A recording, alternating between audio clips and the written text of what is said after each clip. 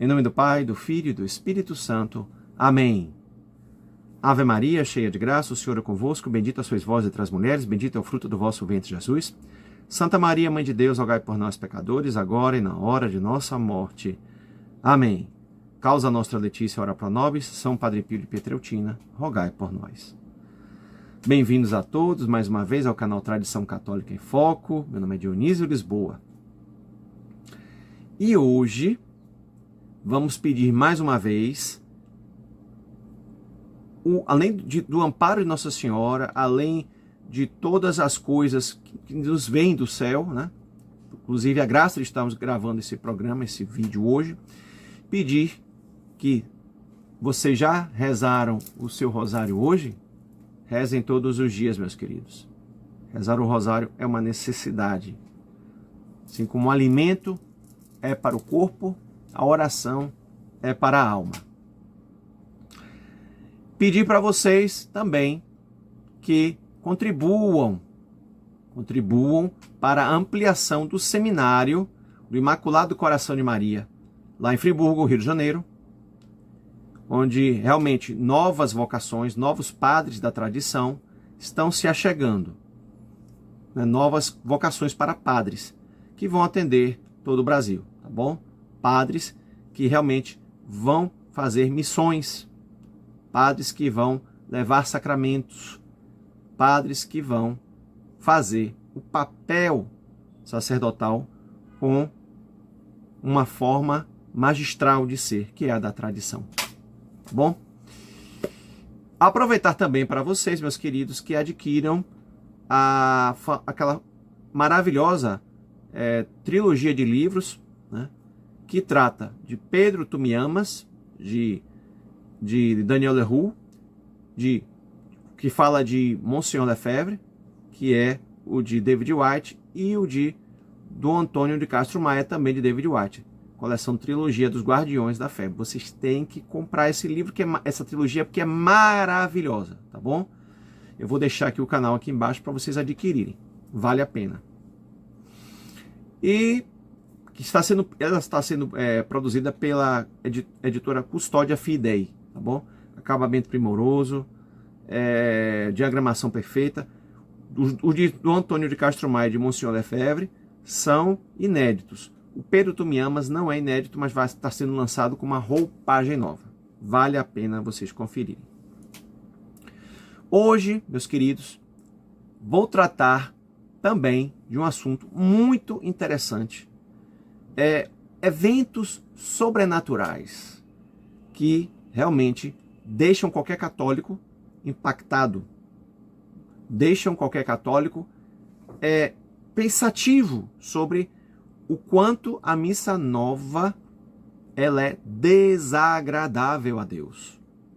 Bom, tem um artigo maravilhoso que trata da Fraternidade Sacerdotal São Pio X e uma cidade italiana chamada Carpegna, ou Carpegna, como se fala em português, mas o normal é Carpegna, tá bom? E a gente vai tratar de eventos misteriosos que cercam essa cidade até hoje. Interessantíssimo, até hoje. Antes de mais nada, lembrando vocês, meus queridos, que aqueles que têm crianças e adolescentes, que têm crianças e adolescentes em idade escolar, né, de 2 anos até o terceiro ano do ensino médio, adquiram o material fantástico, maravilhoso, do Instituto São Carlos Borromeu, que pode ser adquirido realmente o material todo, que vocês quiserem, daquele ano letivo, ou também os módulos separadamente. Todos de acordo com a santa e reta doutrina católica. Nada dessas loucuras que a gente vê por aí, né? Ainda mais que a gente, infelizmente, percebe, inclusive, em colégios ditos católicos, com alguns problemas que dizem respeito à diversidade, ideologias problemáticas, né? Então, é uma coleção maravilhosa. Presentei seus filhos, seus netos, seus sobrinhos com esse tesouro, que são os módulos do Instituto São Carlos Borromeu. Vou deixar o link aqui também na descrição. E se você quiser um cupom que vai te dar 5% de desconto, é só colocar lá Tradição 5, tá bom? Coloquem lá no espaço onde tem cupons Tradição 5, vocês vão ter o desconto de 5%, tá bom? Outra coisa que eu gostaria de falar para vocês é que agradeço profusamente a todos aqueles que ajudaram e cooperaram com a viagem do Padre Alberto para o Piauí.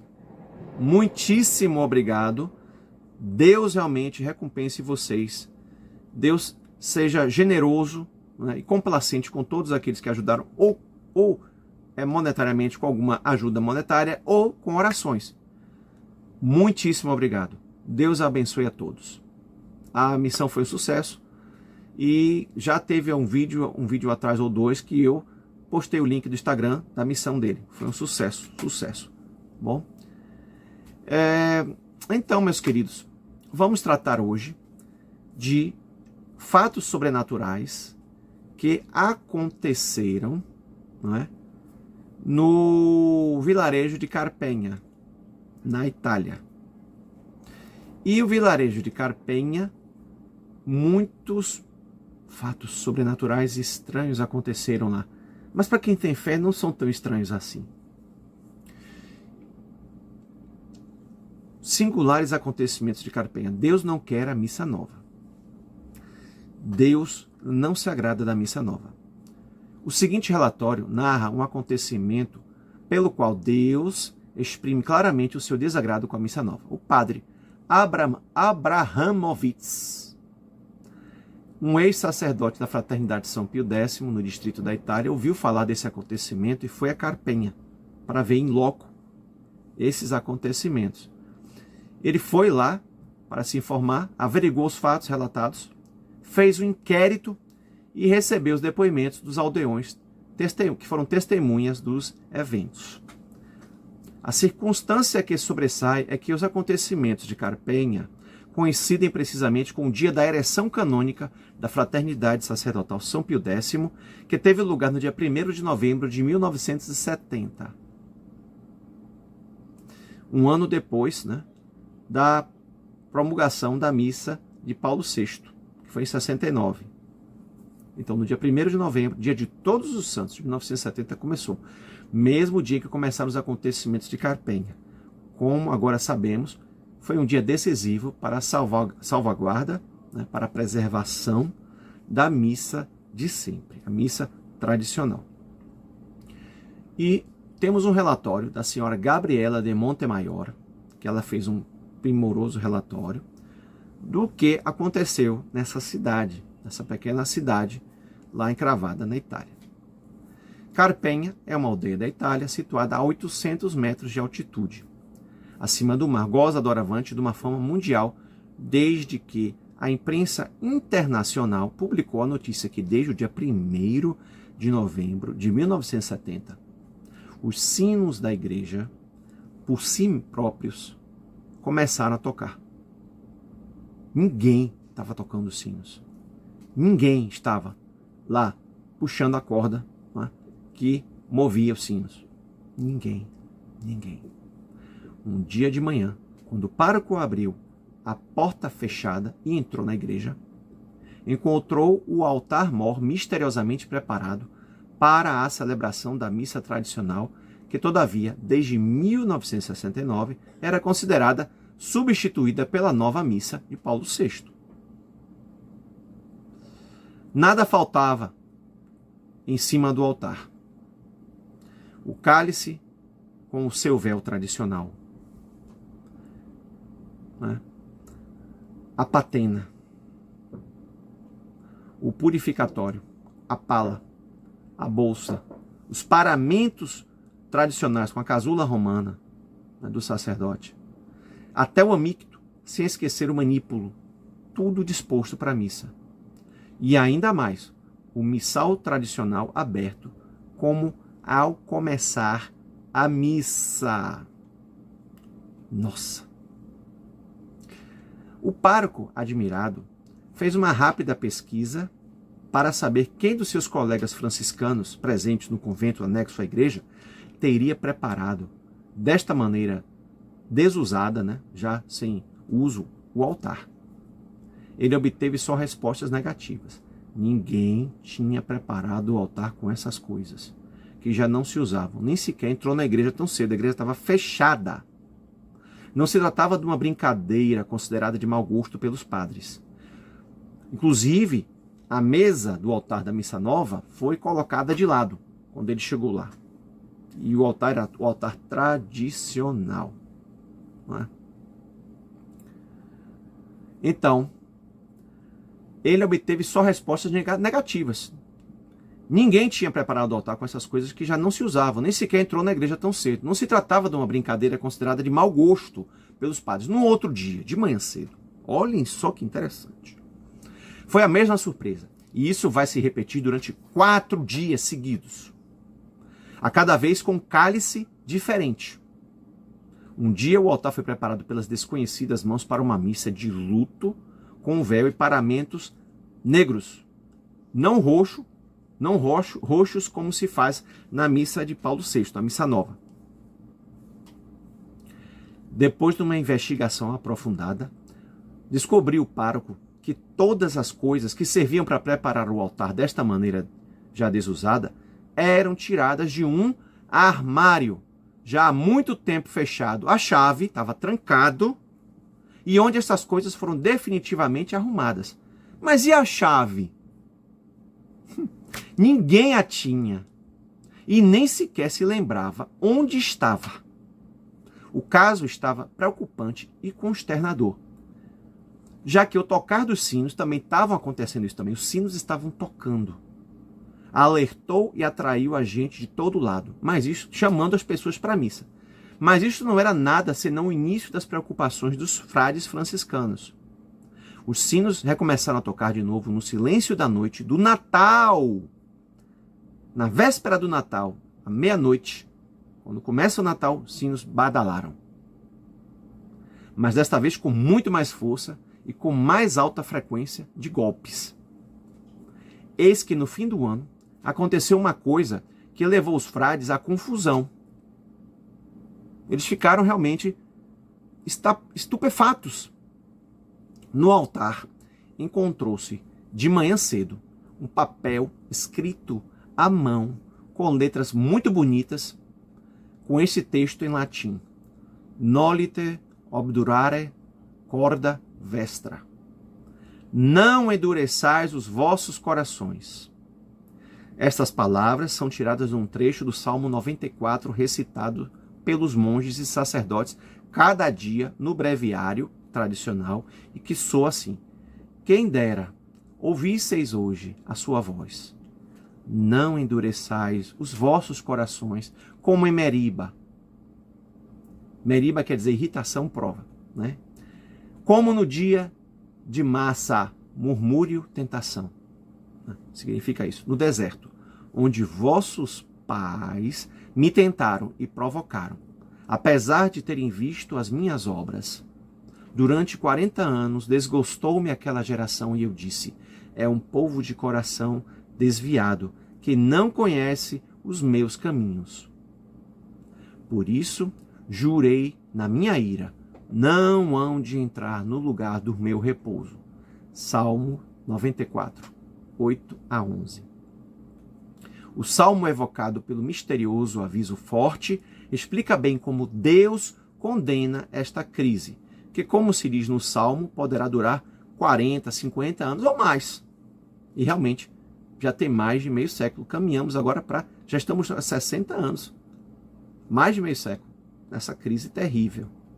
Os monges conheciam de cor este salmo, que cada dia rezavam na oração das matinas.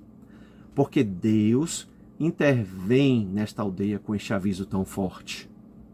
Era dirigido a estes monges porque se mostravam muito zelosos na tradição, na missa de sempre, no amor à divina Eucaristia, a Nossa Senhora.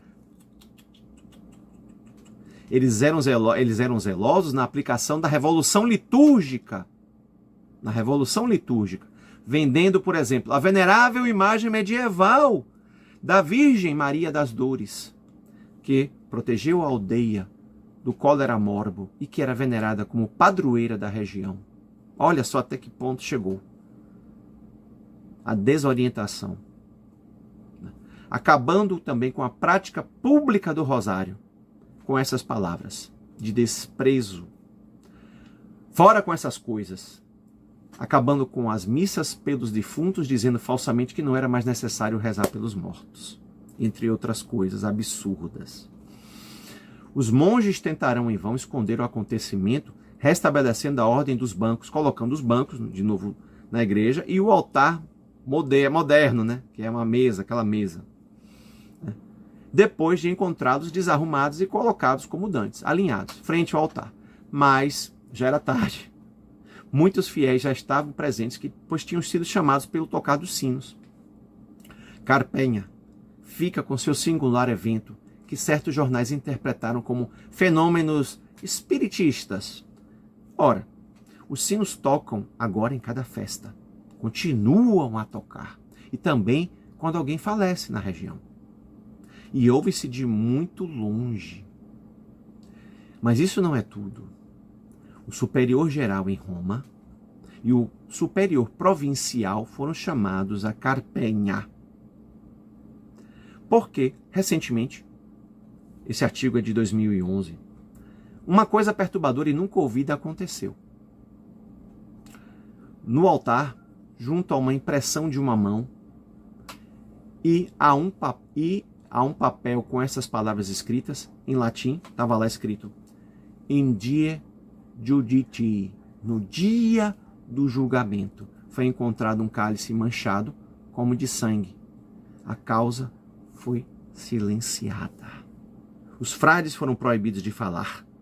Entretanto, o fato, todavia, foi desvendado. Se calhar, a profecia de La Salette ou de Fátima estão a realizar-se? Do relatório, ainda podemos acrescentar o seguinte. Em Carpenha, a partide católica, situada entre Rimini e Pesaro, é preciso ir para o interior do país, passando por Mortiano de Romagna e Monte Serignone. A partir de Rimini, passando por Sant'Arcangelo di Romagna. Nova Feltra, Penabili. Realiza-se desde o dia 1º de novembro de 1970. Um singular e extraordinário fenômeno acústico, quase cotidiano e escutado a diferentes distâncias. Chega o som dos sinos, espalhado a partir da torre da igreja São Nicolas, que administram os frades menores que vivem no convento de São Francisco junto à igreja. Os sinos, sem que se movam os batentes em que se encontram, produzem som por si próprios. Até a polícia italiana pesquisou para desvendar esse mistério, mas a pesquisa foi em vão. Eles não descobriram absolutamente nada, tal como anteriormente os frades franciscanos. O que é um quebra-cabeças para eles é o fato que o som é audível num raio de muitos quilômetros longe da igreja, mas nos arredores imediatos da torre da igreja não se deixa ouvir. Quer dizer, nas torres da igreja, ali nos arredores, em volta, ninguém escuta o barulho dos sinos, mas à distância, as pessoas que estão à distância escutam. O som parece emanar dos sinos, tudo indica que vem de lá. Entretanto, a causa é invisível e permanece misteriosa. Que este seja um aviso para nós e para aqueles que receosos ainda vão à missa nova. Deus não se agrada da missa de Paulo VI. Ele pode, no máximo, tolerar. Fica aqui esse relato assombroso. Inclusive porque várias pessoas postaram na minha caixa de mensagens do YouTube que esse tema precisava ser melhor explicitado, com a riqueza de detalhes que merece. Inclusive colocarei a fonte, o artigo de onde foi tirado aqui na descrição, para que vocês possam também ter a oportunidade de ler. Ok? Então, meus queridos, só mais um detalhe. Antes de encerrar este vídeo, né, eu sugiro a vocês que cooperem com a ampliação do Seminário Imaculado Coração de Maria, porque eu esqueci de falar que a vaquinha também vai estar aqui embaixo, tá bom? Da Resistência lá no Rio de Janeiro, lá na cidade de Friburgo também, tá bom? É isso, minha gente, um grande abraço a todos, e Deus abençoe, salve Maria e viva Cristo Rei, em nome do Pai, do Filho e do Espírito Santo, amém!